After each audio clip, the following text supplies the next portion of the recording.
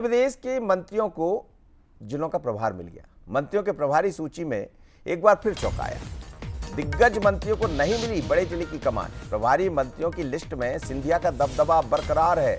CM Mohan Yadav Indore के प्रभारी मंत्री, यानी उन्होंने इंदौर को अपने पास रखा है। उप मुख्यमंत्रियों और दिग्गजों को हम देखें तो दो जिले सौंपे गए हैं। 7 मंत्रियों को एक जिले का प्रभार है। नए मंत्रियों को एक जिले की जिम्मेदारी दी गई है, लेकिन चैतन्य कश्यप को पहली बार मंत्री बनने के बाद ही भोपाल और राजगढ़ जैसा जिला मिला। भोपाल यानी राजधानी। तो आप देखिए, बड़ी खबर है। लंबे अरसे से इंतजार था कि आखिर कब होगा मंत्रियों का प्रभार, लेकिन 3 दिन पहले मुख्यमंत्री ने बंसल न्यूज पर ही कहा था कि 15 तारीख से पहले सूची सामने आ जाएगी, कौन मंत्री कहां होगा।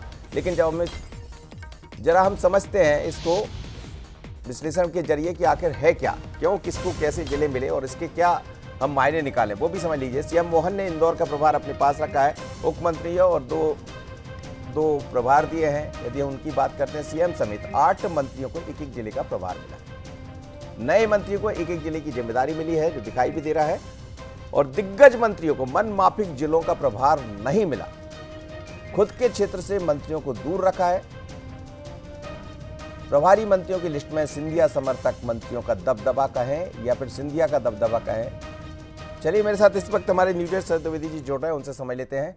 शरद जी, क्या कहेंगे आप? पूरा जो विस्तार तो मैं नहीं कहूँगा, इसको प्रभार जो दिए गए, लंबे अरसे से इंतजार था, बंसल न्यूज ये कह रहा था, वो आ भी गया, सामने दिखाई भी दे रहा है। लेकिन बड़े जिलों का प्रभार बड़े चेहरों को नहीं दिया, इसके पीछे क्या देखते हैं? सिंधिया जी तो अपने लोगों को ले जाने में कामयाब रहे। देखिए, मुझे लगता है कि सिंधिया जी का, जैसा आप भी कह रहे थे, दबदबा है। दिग्गज मंत्री सिंधिया जी के कोटे से या सिंधिया जी के जो नजदीकी मंत्री हैं, चाहे आप बात करें तुलसी सिलावट जी की, तो उन्हें ग्वालियर का प्रभार मिला है। अगर आप बात करें गोविंद सिंह राजपूत जी की, तो वो गुना के प्रभारी हैं। और शिवपुरी के प्रभारी हैं प्रद्युम्न सिंह तोमर। तो अगर आप कहेंगे तो सिंधिया जी की पसंद का पूरा ध्यान रखा गया है। और ये बताता है कि मध्य प्रदेश की राजनीति में सिंधिया जी एक पावर केंद्र है, वो एक स्ट्रेंथफुल पॉलिटिशियन के तौर पे सामने आते हैं।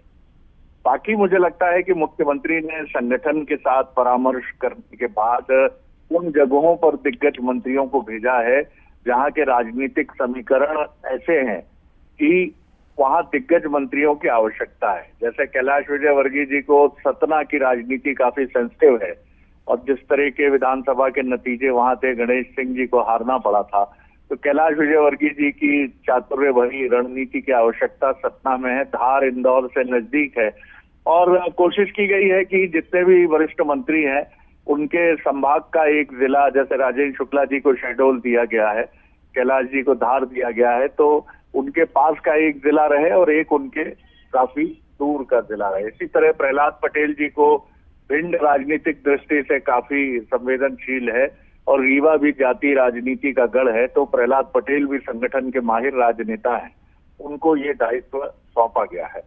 तो इस तरह से पूरा समायोजन किया गया है। मुख्यमंत्री ने इंदौर आर्थिक राजधानी, वहां के समीकरण भी बहुत महत्वपूर्ण है, तो क्योंकि कांग्रेस से काफी नेता वहां बीजेपी में शामिल हुए हैं, तो वो भी दायित्व मुख्यमंत्री ने अपने पास रखा है। सर जी, गौतम टेटवाल जैसे व्यक्ति को उज्जैन का प्रभार देना, उज्जैन बड़ा महत्वपूर्ण हो जाता है। क्या मुख्यमंत्री वहां से आते वो समझ रहे हैं कि ठीक है, इनको प्रभार दे दिया जाए, बाकी मैं खुद देख लूंगा?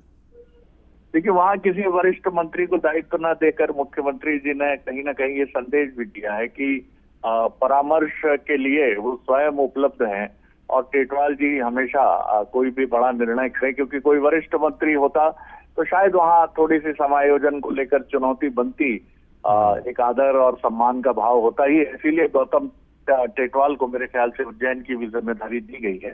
तो कुल मिलाकर काफी बेहतरीन समायोजन है इसमें, और इसमें संगठन और मुख्यमंत्री की मंशा सर्वोपरि नजर आती है। बिल्कुल, बहुत धन्यवाद शरद जी, आप मेरे साथ जुड़े। लेकिन ये बात सच है कि यदि आप पूरे मंत्रिमंडल में देखेंगे, जिस तरह से जिलों का प्रभार दिया गया है, तो उसमें नजर आता है कि संगठन और सत्ता समन्वय की जो बात कही जाती है वो दिखता है। जैसे इंदर सिंह परमार को पन्ना दे दिया, और पन्ना लोकसभा होती है खुद बीडी शर्मा जी की, प्रदेश अध्यक्ष भी है, और दूसरी तरफ